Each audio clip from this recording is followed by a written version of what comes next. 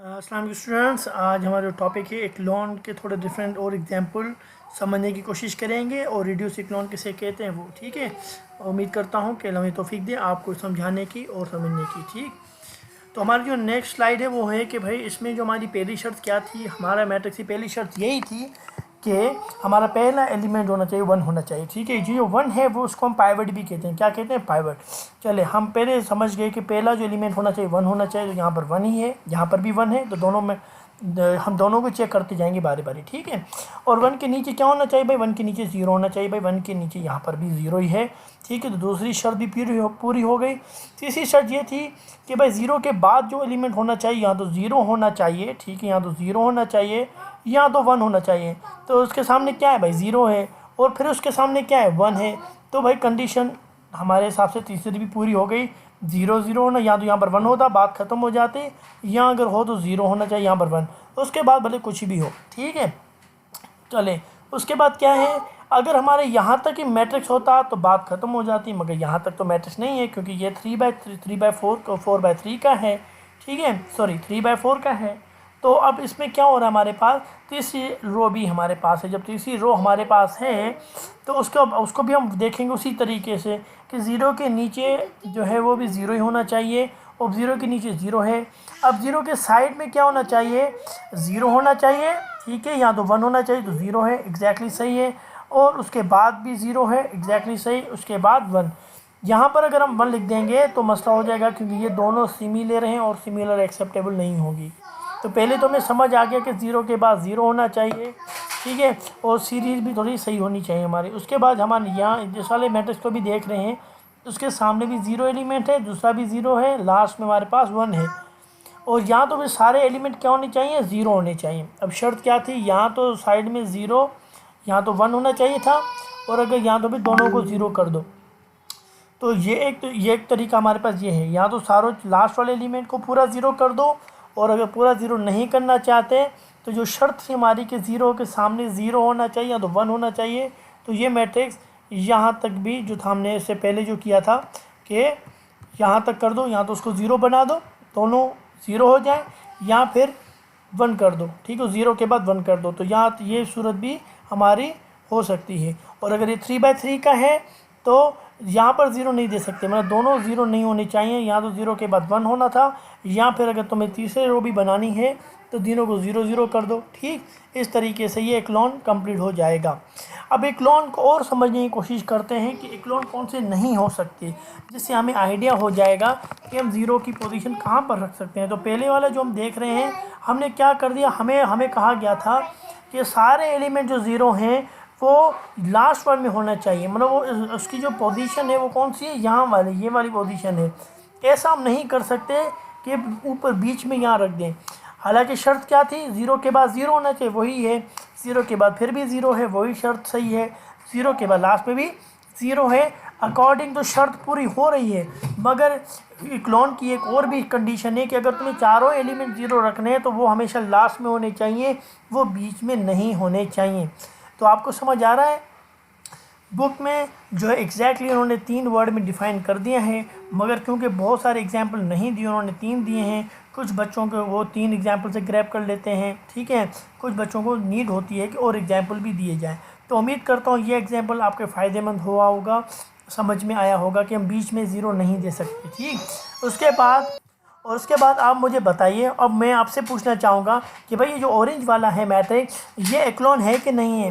Video को pause कीजिए, मुझे बताइए एक्लॉन है कि नहीं है, और अगर रीज़न देंगे तो और मेरी नज़रों में आप जो है आ जाएंगे कि ये बच्चा जो है वो जो है विद रीज़न के साथ, एक्यूरेट रीज़न के साथ आया है। ठीक है, अब इसका जवाब भी मैं बता देता हूँ, वीडियो पॉज कर लीजिएगा, और मैं चाहूँगा कि मेरा आंसर आपके साथ मैच हो जाए। ठीक, तो ज़ीरो ये असल में एक्लॉन नहीं है, क्योंकि शर्त क्या थी?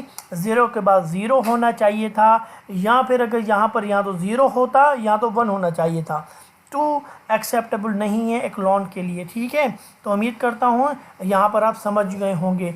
अब मुझे ये बताइए, ये वाइट वाला है, क्या ये एक्लॉन है या एक्लॉन नहीं है?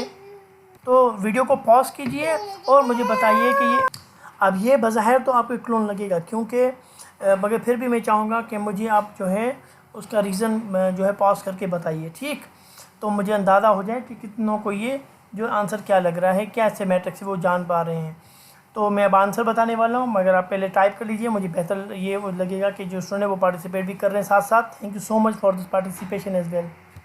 अब ये जो 1 है असल में क्या है, क्योंकि अब हमारा यहाँ तो बात 0 होता, क्योंकि लास्ट रो है ना हमारे पास। असल में देखा जाए तो ये लास्ट रो कम्प्लीटली 0 होनी चाहिए थी, क्योंकि ये एक पैटर्न को तोड़ रहा है। अगर ये 0 हो जाता और ये 3 की जगह भी 0 हो जाता तो एक पैटर्न बन जाता 0 का। मगर क्योंकि हमारे पास एक और थी कि भाई 0 के बाद यहाँ तो 0 हो जाए तो 1 होना चाहिए, तो इस सीरीज़ के हिसाब से ये लाइन या तो ऊपर होनी चाहिए थी या तो नीचे होनी चाहिए थी। क्या मैं कह रहा हूँ, अब दोबारा सुनिएगा। मैं कह रहा हूँ तो अगर ये 0 हो जाता, ठीक है, तो 3 भी 0 हो जाए तो जाके ये कम्प्लीटली क्लोन बनेगा। अदरवाइज़ जहाँ पर 1 होने की सूरत जो है वो कम्प्लीटली समझ नहीं आ रही, क्योंकि जो हमारे पास लास्ट रो है वो हमें क्लोन की एग्जैक्टली सूरत नहीं दे रही। कैसे? 1 के नीचे 0 है, बिल्कुल आप मानेंगे सर 1 के नीचे 0 है। अब यहाँ पर 0 है, ठीक है, यहाँ इसके सामने या तो 0 होना चाहिए तो 1 होना चाहिए। अब सीरीज़ क्या हो रही है, 0 0 1। अब यहाँ पर 0 1 हो रहा है, जबकि क्या होना चाहिए था, मिसाल तौर सीरीज़ अगर इसे यहाँ पर लेट्स 1 है ना, तो ये ऊपर होनी चाहिए थी, ये सीरीज़ ऊपर होनी चाहिए। ऐसा नहीं होना चाहिए कि हमारे पास जो 0 के बाद ये 0 आ रहा है, वरना आगे पीछे नहीं होना चाहिए। ऐसा नहीं होना चाहिए 0 0 1 और 0 1 और उसके बाद 0 0 0 1, मन सीरीज़ तरीके से एक तरीके से सीरीज़ बने। ये भी एक इम्पॉर्टेंट है कि हमारे पास सीरीज़ के तरीके से बनने लाजमी है। इसके अंदर आप अपनी मर्ज़ी से जो है ना 1 कहीं पर भी नहीं रख सकते। अब इस एग्जाम्पल को समझने की कोशिश करते हैं, ठीक है। जैसे यहाँ पर क्या लिखा हुआ है, 0 के बाद 1, ओके, अकॉर्डिंग टू शराइत तो पूरा ही हो रहा है, ठीक है ना। 0 के बाद या तो 0 होना चाहिए या तो 1 होना चाहिए, तो यहाँ पर 0 है, एग्जैक्टली सही है। उसके बाद यहाँ पर या तो 0 होना चाहिए या तो 1 होना चाहिए, ये भी शर्त पूरी हो गई। अब हम नीचे आते हैं, 0 के बाद या तो 0 होना चाहिए था, यहाँ पर या तो 1 होना चाहिए था, यहाँ पर आ गया 1, तो शर्त पूरी हो गई। अब यहाँ पर भी क्या है, 0 है, यहाँ उसके बाद या तो 0 या तो 1, 0 है, उसके साइड में फिर 0 या तो 1, फिर 0 है, फिर 0 या तो 1। मगर आप थोड़ा सा देखिए, पैटर्न थोड़ा ख़राब हो रहा है। पैटर्न क्या मतलब, कैसे हुआ? अब होना ये चाहिए था कि एग्जैक्टली यहाँ पर ऐसा 1 होता, ठीक है, यहाँ पर कुछ भी हो जाता, और अगर होना था तो यहाँ पर 0 होता, यहाँ पर 1 होता। आप थोड़ा सा पैटर्न देख रहे हैं, एग्जैक्टली सही पैटर्न के साथ एक डेटा जारी है। अब यह भी पैटर्न इंपॉर्टेंट है, मतलब ऐसा नहीं होगा कि आपने यहाँ पर जो है वो 0 दे दिया था, यहाँ पर 1 दे दिया था मिसाल तौर, और यहाँ पर 1 दे दिया था, ठीक। यह पैटर्न नहीं है, मतलब उल्टा सीधा नहीं होना चाहिए। ये भी थोड़ा सा इंपॉर्टेंट रखता है अपनी सूरत में।